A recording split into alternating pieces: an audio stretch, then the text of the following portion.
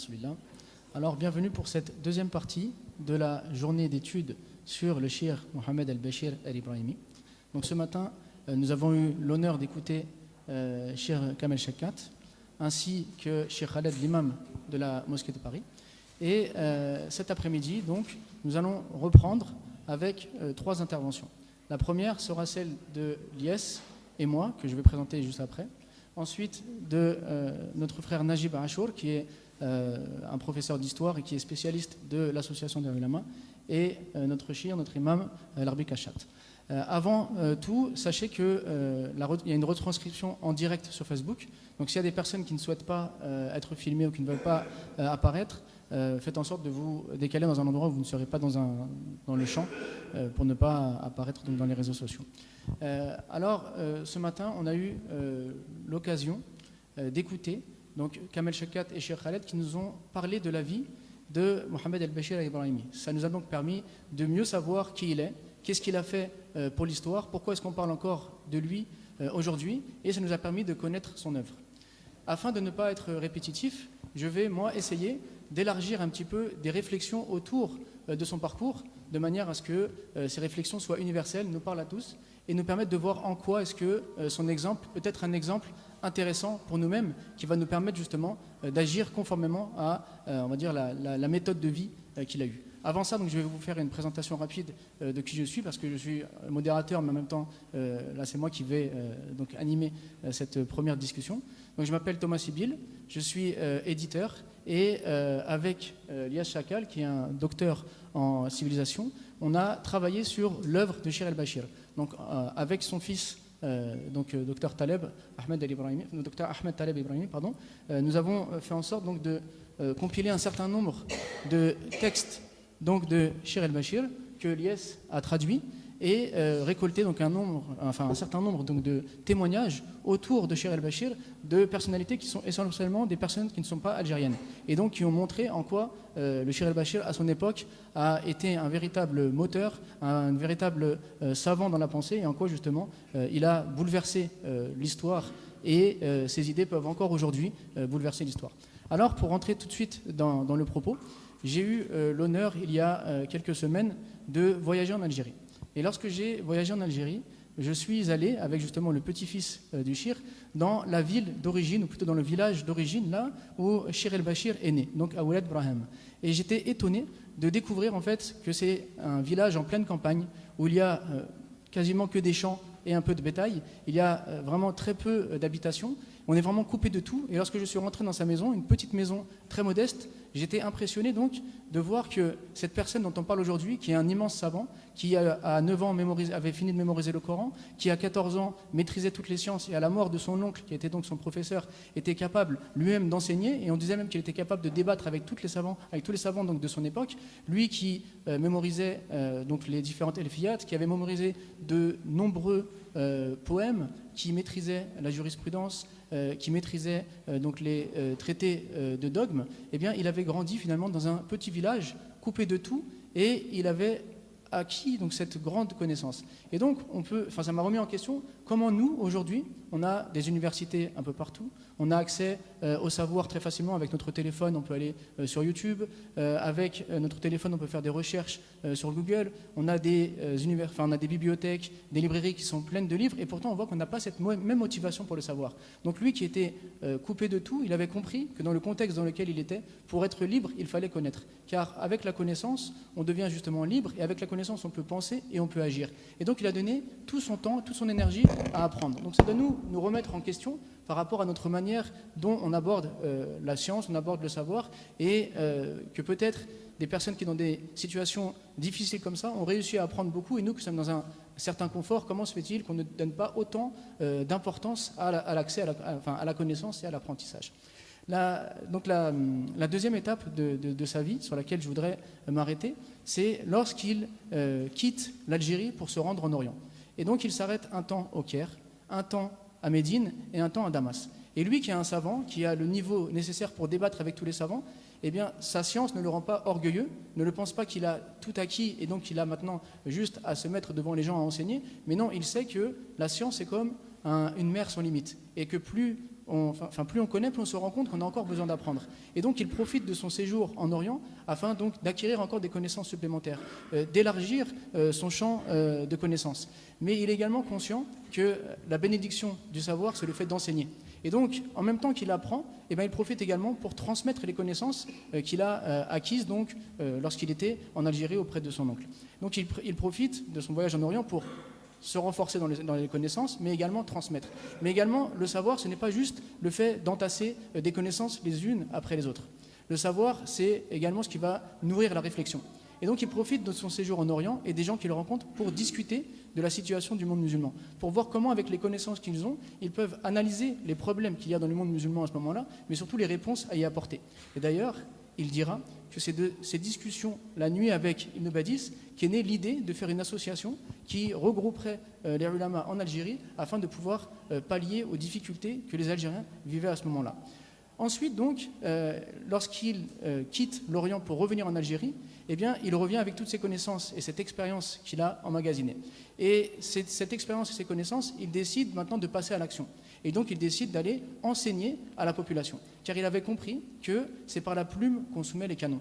Mais le colonialisme également avait compris que c'est par la plume que l'on soumet les canons. Et donc, il va subir à ce moment-là la censure de l'État colonial, qui tantôt va l'assigner à résidence, tantôt va l'emprisonner, ou bien, lorsqu'il écrit des articles dans différents journaux, vont censurer les journaux qu'il écrit. Alors, la plupart d'entre nous, si on subissait de telles épreuves, on abandonnerait tout. On laisserait tomber. Assigné à résidence, on dirait je préfère changer d'activité, je ne vais pas continuer à enseigner si c'est pour prendre de tels risques. Ou bien emprisonné, de la même manière, on finirait par abandonner. Ou bien si on subissait la censure, eh bien, pareil, de la même manière, on finirait par tout abandonner. Mais on voit que lui, au contraire, toutes ces épreuves ne font que le renforcer et le raffermir. Lorsqu'il est assigné à résidence, eh bien, il en profite pour enseigner à sa famille. Et d'ailleurs, son fils Ahmed Taleb Ibrahimi nous racontait que c'est lorsqu'il s'est retrouvé à Aflou avec son père qu'il a bénéficié d'un enseignement de qualité de la part de son père qui prenait le temps de transmettre ses connaissances, chose qu'il n'avait pas le temps de faire avant lorsqu'il était libre d'enseigner facilement, lorsqu'il était en liberté. Lorsqu'il est emprisonné, eh bien, il profite de cette occasion pour enseigner à ses compagnons de prison. Et lorsqu'il subit la censure, eh bien, il ouvre un autre journal. Il fait en sorte de manière à ce que même si on l'empêche de s'exprimer dans un endroit, eh bien, il va dans un autre endroit pour enseigner. Et d'ailleurs, lorsqu'on a visité là où, le hameau dans lequel il est né et où il a résidé, on est passé par la ville la plus grande avant qui s'appelle Ras El Oued. Et on a vu l'épicerie dans laquelle il travaillait. Donc il était commerçant, il avait une épicerie. Et il avait transformé l'arrière-boutique de son magasin en lieu de cours. Et donc il enseignait de manière discrète pour ne pas justement subir la censure des colons. Il enseignait à qui voulait les connaissances qu'il avait. Donc on voit que c'était vraiment quelqu'un de déterminé et c'est peut-être ça qui fait la différence entre lui et nous. Il avait conscience de l'importance du savoir, donc il a tout donné pour cela, mais il avait également conscience de la détermination et de la mission qu'il avait. Il voulait en fait avec peu de connaissances, donner beaucoup de conscience. Parce qu'il savait que ce qui rend libre une population, c'est avant tout les connaissances qu'ils vont pouvoir avoir, car c'est ça qui va libérer leur esprit pour par la suite libérer leur corps. Et étant donné donc qu'il était intelligent et visionnaire, il avait mis en place une stratégie dans son enseignement. Il avait une stratégie, c'est-à-dire qu'il était un savant qui maîtrisait de nombreux domaines, mais il n'allait pas tout donner à tout le monde, parce que ce n'est pas forcément ce que les gens avaient besoin. Donc il a vu que le colonialisme s'était attaqué essentiellement à l'identité. Et donc son combat et le combat de l'ensemble des membres de l'association des ulama, ce sera justement de travailler sur l'identité. Car un peuple qui a été coupé de son identité est un peuple qui a honte de lui, un peuple qui n'est pas capable d'être relié à son passé et donc de pouvoir œuvrer dans le présent et d'avoir des perspectives d'avenir. Alors il s'est intéressé essentiellement à l'identité, à savoir le fait que l'islam est ma religion, la langue arabe ma langue et l'Algérie ma patrie. Et donc ça a été tout son cheval de bataille tout au long de sa vie. Également, il savait qu'il ne pouvait pas faire face ou bien front au colonialisme directement. Alors il a préféré s'attaquer au relais du colonialisme, à savoir le maraboutisme. Alors il ne faut pas confondre le maraboutisme et le soufisme.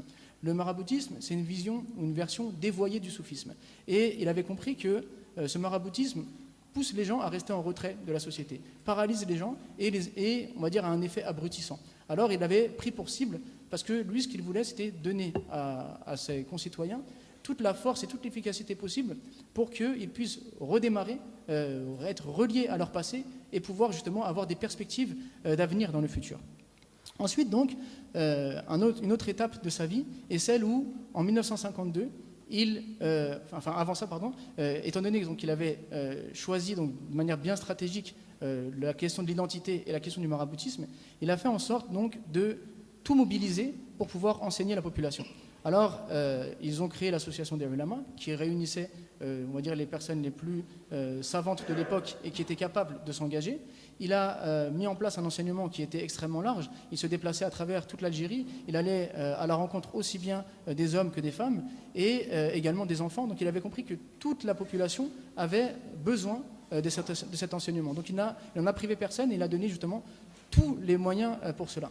Et également, il a mobilisé la presse afin de pouvoir, à travers des articles, toucher les personnes qui ne toucheraient pas par l'enseignement quotidien dans les mosquées ou dans les écoles qui ont été ouvertes.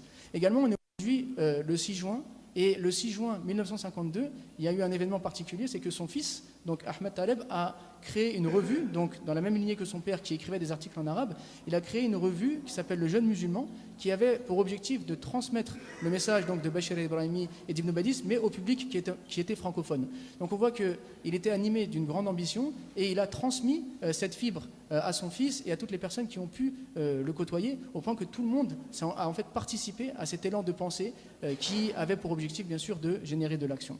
Et en 1952, il quitte l'Algérie pour l'Orient. Son objectif, c'est de faire connaître la cause des musulmans, de défendre en fait, d'être la voix, le porte-voix des opprimés en Orient. Et l'Algérie, qui avec la colonisation avait été isolée du reste du monde musulman, eh bien son objectif, c'est justement de relier l'Algérie à un destin commun du monde arabo-musulman. Et donc il devient le porte-voix de la cause algérienne des opprimés on va dire, en Orient. Mais sa défense, on va dire, de la justice et des opprimés ne lui fait pas oublier les autres causes, puisqu'à ce moment-là, il fait également de nombreuses déclarations à la destination de la Palestine. Et il a par exemple un texte très connu dans lequel, pour la fête du sacrifice, il enjoint aux musulmans de ne pas être satisfaits, de ne pas se réjouir de ce moment alors que leurs frères de Palestine souffrent. Et lorsqu'il faudra donner le message à ses élèves et à ses frères pour prendre leurs responsabilités, pour, maintenant qu'ils sont libres intellectuellement, devenir libres réellement en participant à la guerre d'indépendance, il le fera. Donc on voit que c'est quelqu'un qui a compris que le savoir doit servir à penser et doit servir à agir. Et donc nous, aujourd'hui, on doit réfléchir sur son œuvre, puisqu'on voit que c'est une œuvre qui s'appuie sur la connaissance, qui s'appuie sur la transmission, qui s'appuie sur l'action et sur le fait de tout donner. En fait, on voit à travers sa vie qu'avec peu, il a été capable de faire beaucoup. Et il disait justement que ce qui importe, être fidèle aux ancêtres, comme on l'a dit tout à l'heure, ce n'est pas collecter leurs cendres, mais être fidèle aux ancêtres, c'est transmettre la flamme. Et donc nous, l'objectif aujourd'hui, en mettant en avant des grandes figures comme Bachir el-Ibrahimi, c'est justement de transmettre la flamme qui l'a poussé vers la connaissance, qui l'a poussé vers l'enseignement et qui l'a poussé vers la réflexion et surtout qui, par la suite, l'a poussé à l'action et qui a encouragé les gens à l'action. Ensuite, au moment de l'indépendance, il n'a pas été oublié, puisque le 2 novembre 1962, la première prière, le premier prêche du vendredi a été dirigé par le cheikh Bachir el-Ibrahimi dans la mosquée de Ketchaoua. Et c'est vraiment symbolique, pourquoi ? Parce que la mosquée de Ketchaoua, c'est une grande mosquée qui est au centre d'Alger, elle avait été transformée en cathédrale.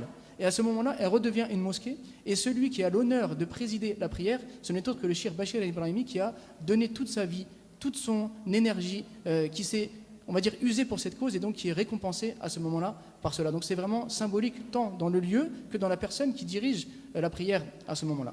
Alors, il y aurait beaucoup de choses encore à dire, mais l'idée c'est vraiment que nous, en tant que musulmans qui vivons en France, qui sommes dans une situation très facile par rapport à celle dans laquelle lui il a vécu, donc il vivait en pleine campagne et il n'avait pas forcément de facilité à accéder au savoir et pourtant il est devenu un immense savant. Il vivait dans une situation avec la colonisation où il était censuré en toutes choses et pourtant il a fait tous les efforts nécessaires. Eh bien nous qui vivons dans une situation, on va dire, de paix, de tranquillité, sans grande difficulté, eh bien on n'a pas d'excuse pour ne pas nous aussi nous investir dans le savoir, nous investir dans l'action et être une force de proposition dans la société, rayonner autour de nous. Et pour ne pas être long, je finirai avec justement un conseil que le cheikh Bachir el-Ibrahimi donnait aux jeunes. Il disait « Je vous enjoins la science, car c'est l'outil de cette époque. Et je vous enjoins le comportement, car c'est l'outil de toutes les époques. » Donc avec le savoir et avec le comportement, il faut que on devienne, on va dire, des acteurs et des témoins dans la société et qu'on soit à la hauteur de l'exemple et de l'exemplarité que nous ont laissé des grandes figures comme justement le Cheikh Bachir el-Ibrahimi.